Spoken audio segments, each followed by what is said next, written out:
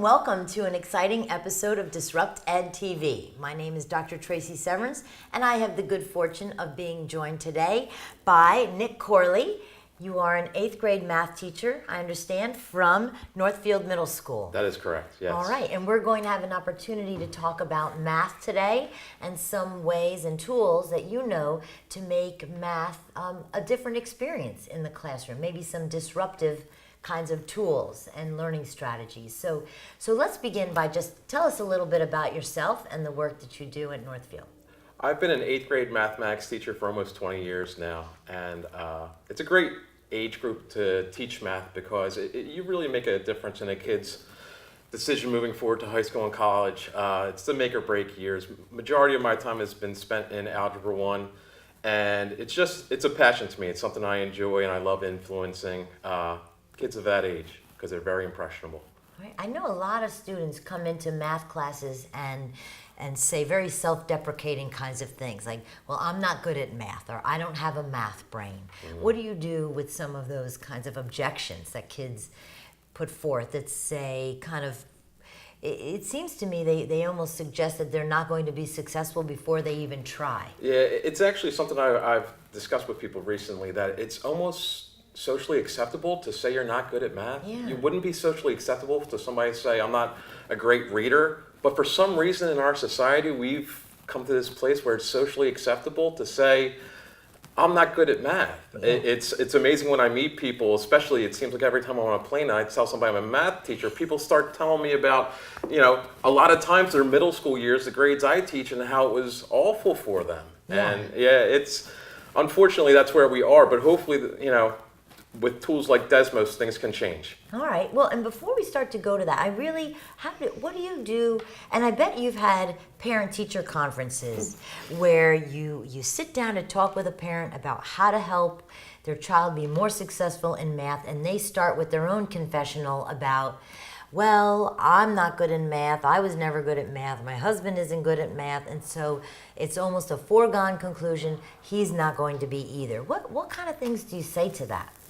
It can be a mindset, and that's what we have to change. We have to open people up that what's traditionally thought of as mathematics might not be what it is. Things are ever changing and ever evolving, and especially as we get new tools, things are developing. Just like the society we live in right now, there are jobs being created that weren't there 5, 10, 20 years ago.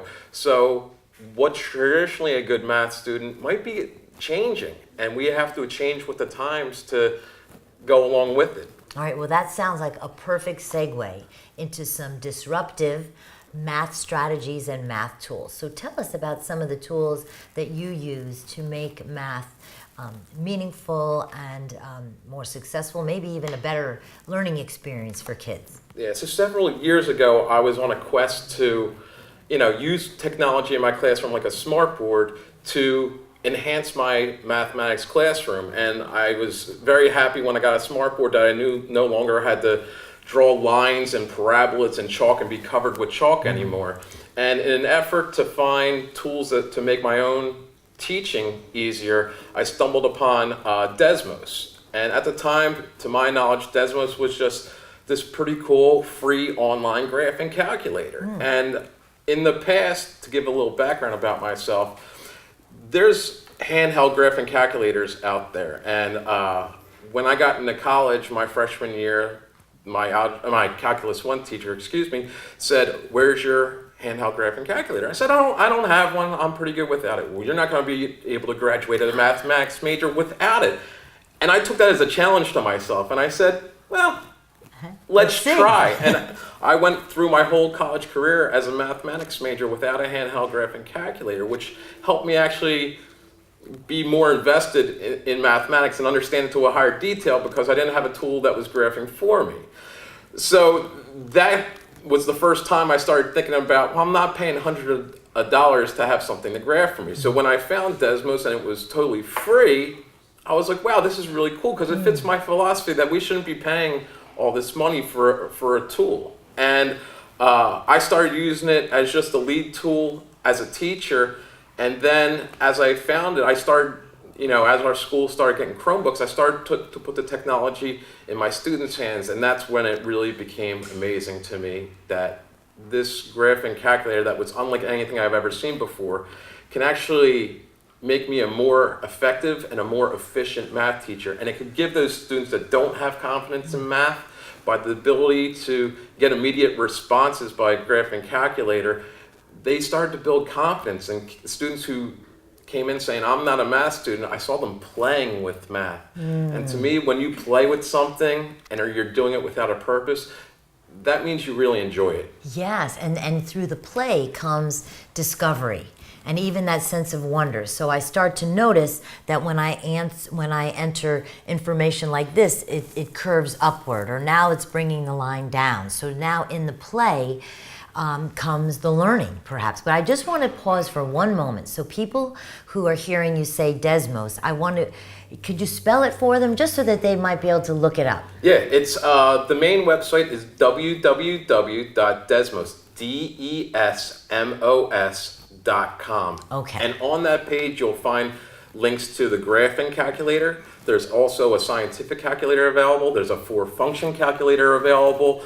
There's a geometry tool available, and there's an activity website available. And when I say available, these are all things that are totally free. These are no expense to the student, the teacher, or the school. Fantastic. And that's one of the things I like about it, because as a teacher, especially in the economy we're in right now, I have a tough time having a student come into my classroom and back to school and I tell a parent, you have to buy this $120 tool or more. That's not fair. Some students can't afford it. And when you tell students to do that, and some can afford it and some can't, it's not the same. The students in my classroom can be at different spots. So to have a tool that you can put in their hands, it's amazing. And besides that, Desmos is also the graphing calculator. It's a totally free app on any device you can find. Wow. So you're putting a totally free graphing calculator. It's the most powerful graphing calculator I've seen out there as a math teacher for free in a student's hand. Oh, I love that. I mean, we talk a lot in education about the importance of equity.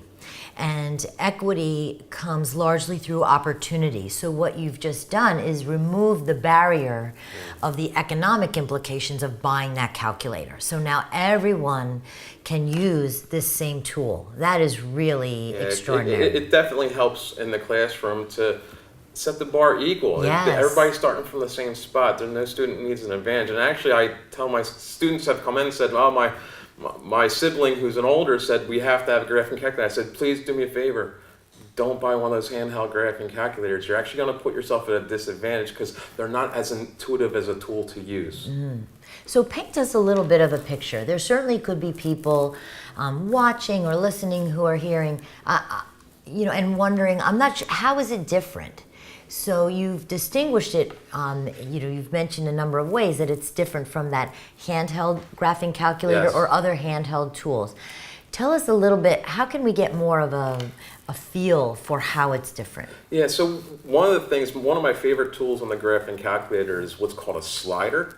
So what a slider does, what's usually called a constant value, it lets you put basically, it's something that's constantly changing in for that value. So what it allows you to do is start with one basic graph, but through the use of the slider, you can make that curve move left and right. And what it can do is students can be able to make connections between where things are in an equation or function and how it affects the movement of the function. Does it translate it up? Does it translate it down? Move things left, right, skinny, wide, normal.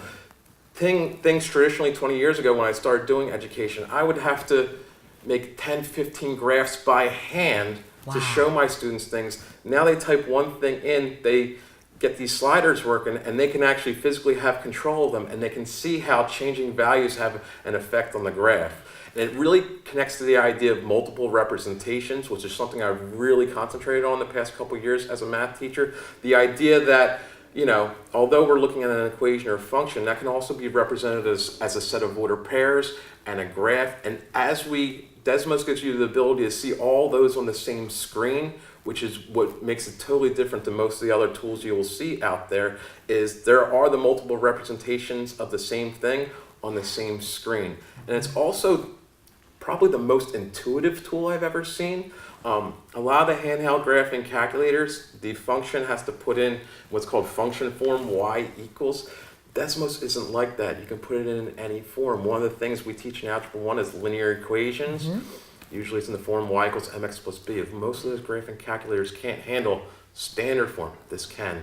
It doesn't even need the y equals. You can leave it out because Desmos designed its tool to be available to every student, and they want to embrace things, and they don't want to tell students they're doing things wrong. They want to open them up to, yeah, this is what you're doing. We know what you really want to do, and they adapt to that. Wow, and I'm thinking of, well, a lot of things actually. So my mind is really thinking about what you're talking about. So in my own background, I was a teacher of children with special needs, and I was a middle school teacher, and math could be difficult and intimidating for some students with special needs, children with language challenges, children with other kinds of disabilities, we'll say, of whatever type that may be.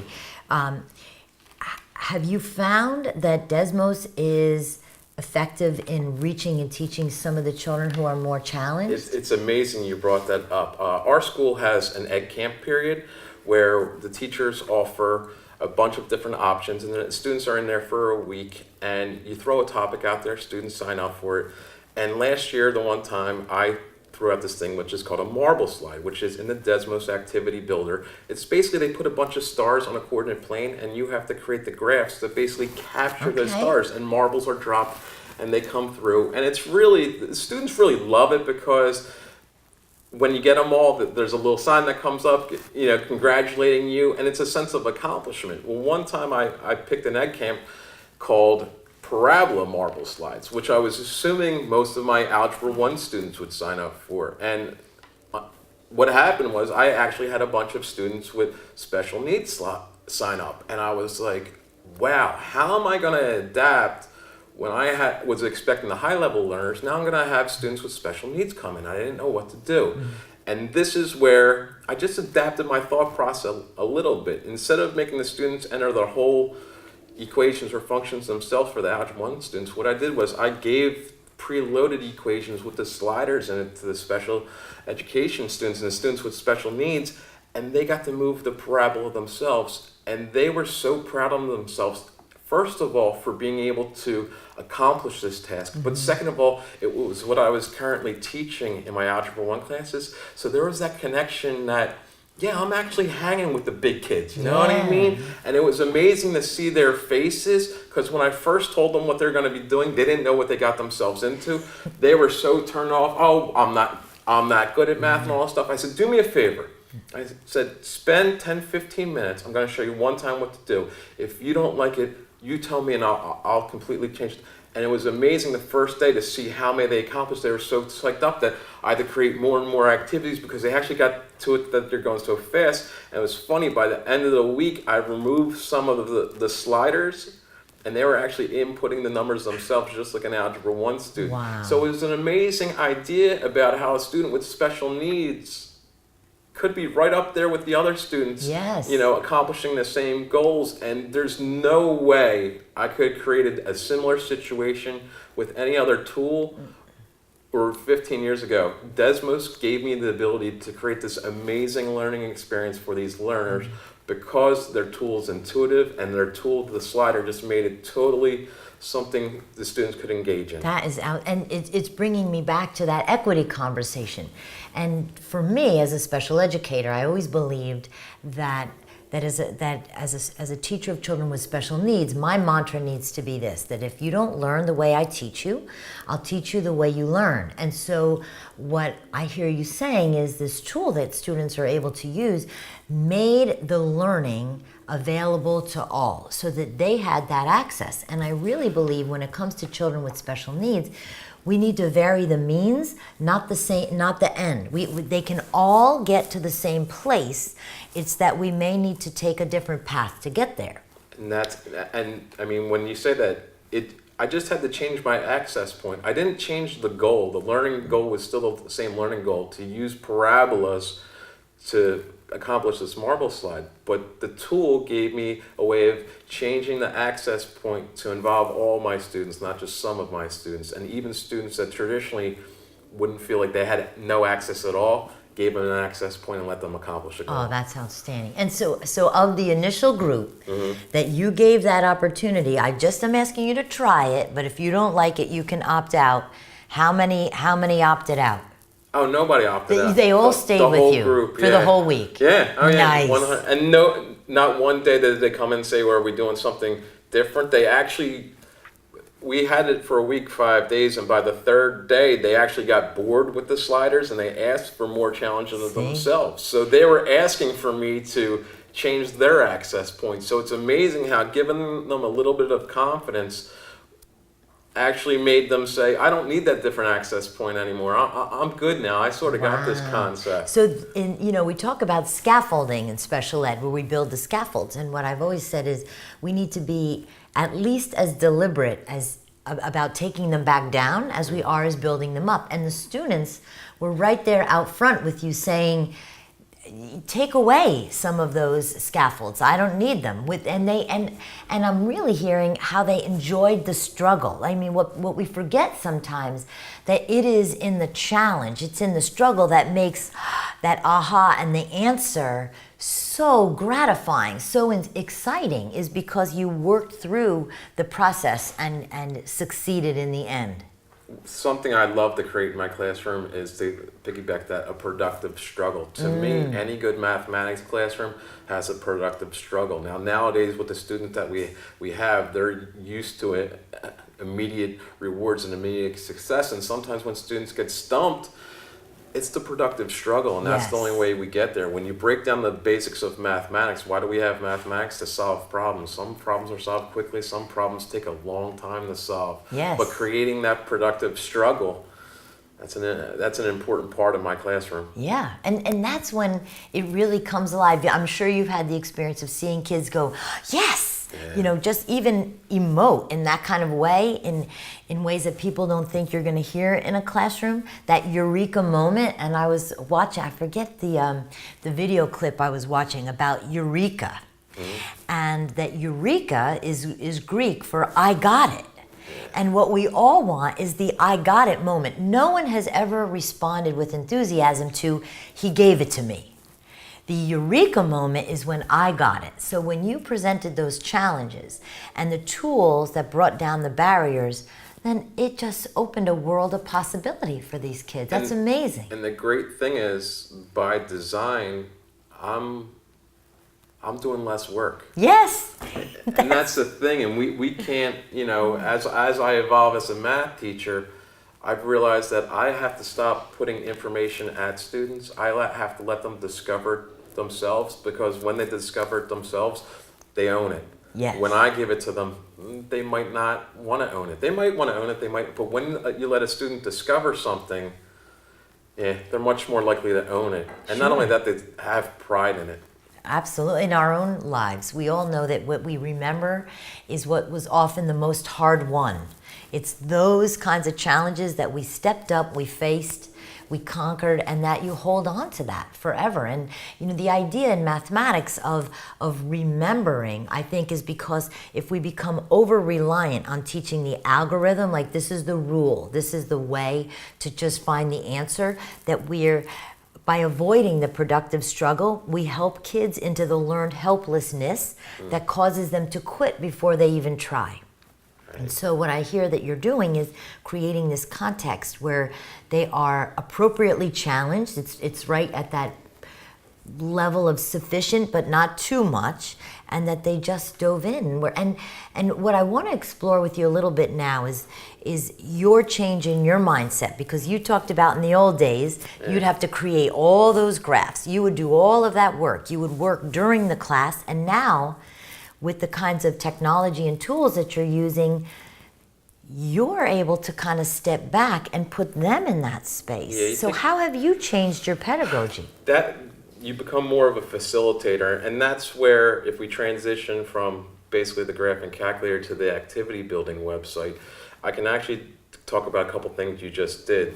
The activity building website that Desmos offers is they offer a bunch of already pre-made activities that are unbelievable, and you can make your own. But one of the things I felt interesting, and when I visited Desmos headquarters when I was chosen to be a Desmos fellow, was they introduced to us their building code, how they build digital lessons, their philosophy behind it. And it's pretty interesting that when you break it down, not only can you apply this to digital lessons, you can apply it to all mathematics lessons in general.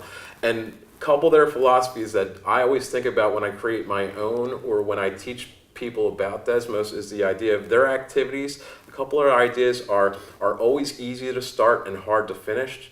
The easy to start gets everybody in at their own access point. Hard to finish is the productive struggle that we talked about. So you're always going to engage kids, but then you're going to make them struggle a little bit, okay?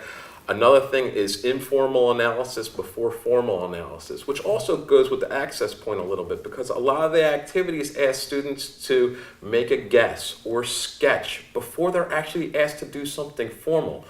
I could give you the most difficult equation, ask you to sketch it. You can give me something, it could be totally wrong, but you've accomplished that goal because all I asked you to do was do your best to sketch it. So it's nice to see that progression. And the third thing is something I already talked about, was the connecting representation, which I'm understanding now as a math teacher in my 20th year. It's probably the most important thing in Algebra 1 is just making the connections between everything we learn. If 10, 15 years ago, there was a disconnect between some of the things I was teaching, but Desmos helps me make those connections and makes me a better teacher. And now taking the role of a facilitator, now when I give a Desmos activity, a lot of times the students are at their own Chromebook or laptop or whatever it is. Sometimes I do 2-to-1 to add another level of conversation. But what I've realized is important is the conversations in the math classroom. Yes. And more importantly, the conversations the students are having with one another and with me, not me giving information.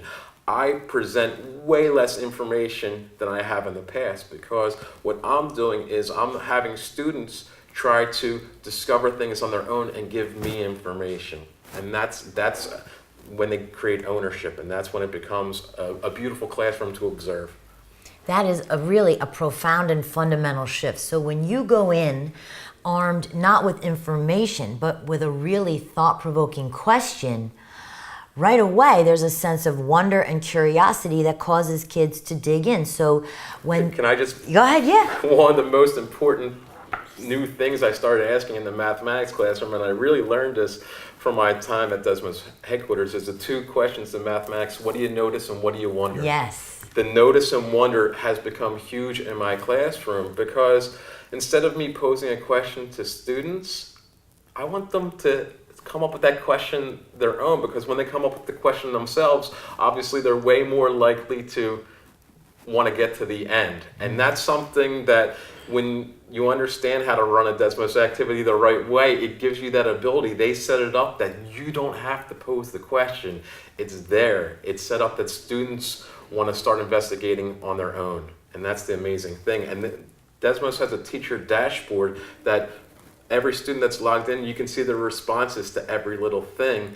And now, one of the great tools that I've realized that I used in the beginning of the year, it has an anonymized feature. So we all have those shy students that don't want to volunteer. So when you anonymize, all the students' names change to famous mathematicians or scientists' names.